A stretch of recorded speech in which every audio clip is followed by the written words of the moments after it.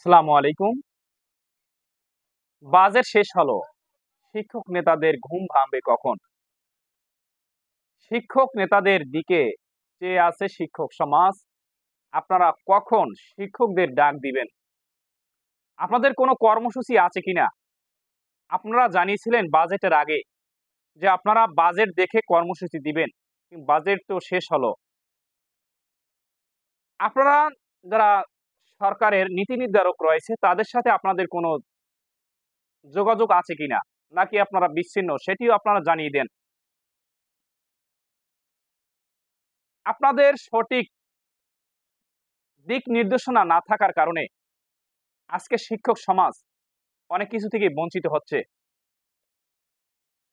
আপনারা সঠিকভাবে আপনারা নেতৃত্ব দিতে পারছেন না। আপনারা এক প্রকারে আপনারা ব্যর্থ। আপনারা যদি সঠিকভাবে নেতৃত্ব দিতে পারতেন, আজকে শিক্ষক সমাজ বঞ্চিত হতো না। আজকে মাননীয় শিক্ষামন্ত্রী শিক্ষকদেরকে কিছু না দিয়ে পারতেন না। অবশ্যই দিতেন। কিন্তু এটা তার দোষ নয়। দোষ যদি হয় তাহলে আপনারা যারা নেতৃত্ব দিচ্ছেন, শিক্ষক সমাজকে আপনারা পরিচালিত করছেন যে আমাদের শিক্ষক সংগঠনগুলো, আপনারা কি চাচ্ছেন? আসলে কি আপনারা কি শিক্ষকদের মঙ্গল চাচ্ছেন না অমঙ্গল চাচ্ছেন? এটা স্পষ্ট করুন। যদি মঙ্গল চান তাহলে আপনারা শিক্ষকদের মনের কথা বুঝে আপনারা কর্মসূচি দিন। আপনারা যোগাযোগও করতে পারেন না যে যারা সরকারি সরকারি নীতি নির্ধারক পর্যায়ে যারা রয়েছেন তাদের সাথে এখন পর্যন্ত আমরা দেখিনি যে কোনো কর্মসূচি দিয়েছেন। গত বছর ১৭ না অথবা ১৮ দিন যে একটি আন্দোলন ছিল শিক্ষকদের দাবি আদায়ের আন্দোলন, শিক্ষকদের বৈষম্য মুক্তির আন্দোলন। সেটা কিন্তু সফল আন্দোলন ছিল। এটাই সত্য কথা, যেটা মানতে হবে। কিন্তু আপনারা ওই যে আন্দোলন হয়ে গেল, দ্বিতীয়বার আপনারা কারো সাথে যোগাযোগ করছেন কিনা সেটি আমাদের শিক্ষক সমাজের জানা নেই। যদি ভুল হয়ে থাকে অবশ্যই জানিয়ে দিবেন। এ পর্যন্ত আপনারা কতজনার সাথে যোগাযোগ করেছেন, কত মন্ত্রীর সাথে যোগাযোগ করেছেন? আমাদের তো কোনো মন্ত্রণালয় চেনে না, আমাদের তো কোনো শিক্ষামন্ত্রী চেনে না। আপনারা যেহেতু শিক্ষক নেতা,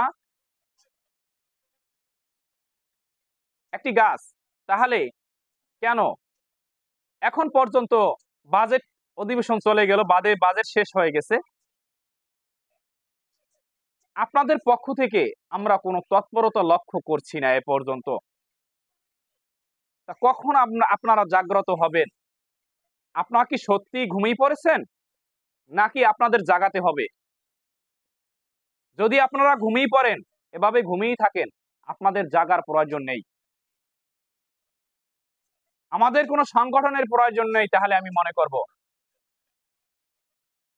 আপনারা সঠিক দিক নির্দেশনা দিতে পারছেন না, যার কারণে সরকার আমাদের দাবি দেওয়া মেনে নিচ্ছে না।